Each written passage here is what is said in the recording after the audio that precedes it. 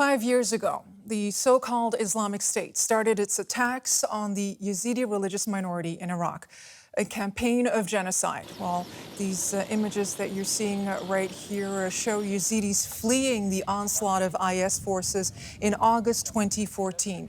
Without food or water, an estimated 200 children died of dehydration as people descended the slopes of Mount Sinjar, the Yazidis' ancestral home in northwestern Iraq. Well, for those left behind, life became a nightmare. IS fighters raped women and killed their men. Well, the Sinjar region was liberated, I should say, from the so-called Islamic State in November 2015, but many Yazidis still live in refugee camps and thousands remain unaccounted for. Bashar Hamad remembers exactly when he last saw his brother. It was August 3, 2014, when together with their families they fled the approaching IS fighters. His brother tried to find food and was caught by the terrorists, along with 5 other family members. For a long time, Bashar hoped that his brother was still alive. Now I no longer have any hope. There's no more IS, not in Iraq, not in Syria, not anywhere. And only they would have been able to keep prisoners. Bashar and those left of his family currently live in a refugee camp in northern Iraq.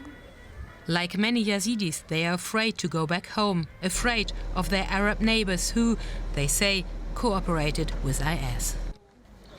Bashar and his family provided blood samples to the authorities, hoping that the remains of his brother will be found. They are haunted by the memories, Bashar says, but still.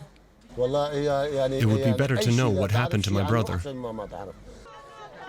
In March, Iraqi authorities, together with the UN, finally began to exhume the first mass graves.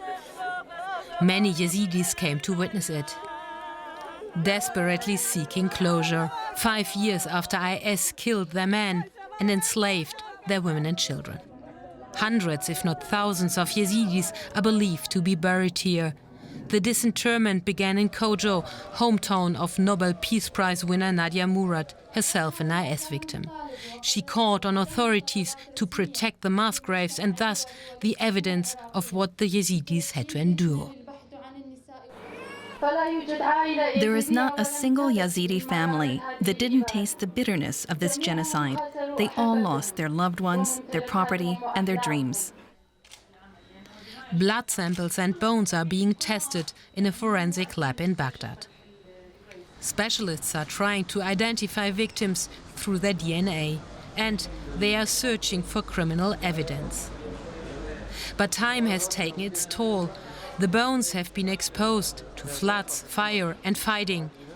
It could take years, experts say, to put cases together.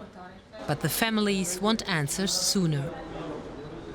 I hope that the work will be carried out quickly and not neglected. I don't want them to start to exhume the graves now and then drag their feet for 2 or 3 years. To date, only 12 out of more than 70 confirmed mass graves have been exhumed. Recent wildfires in the Yazidi homeland have already destroyed several graves. And each day it is getting harder to identify possible victims and to secure hard evidence for Islamic State's crimes.